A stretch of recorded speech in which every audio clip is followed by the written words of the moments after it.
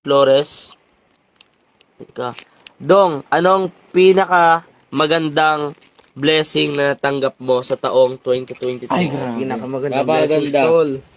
Ay, syempre mga kalingap, in terms po sa Sige. maganda, di ba? Kasi kung sabihin natin maganda mga kalingap, no? Napakarami. Yan, kaya nga po, marami po mga kalingap. Pero mas nag-highlight doon is Silangga, di ba? 2023 mga kalingap is a year that full of blessings mga kalingap para po sa Sasagutin atin. natin yung tatlong yan. Yung tanong Diba? yan. Para po sa akin mga kalingap, no, syempre yung blessings po mga kalingap na dumating po sa akin sa taong 2023 is kayo po, di ba?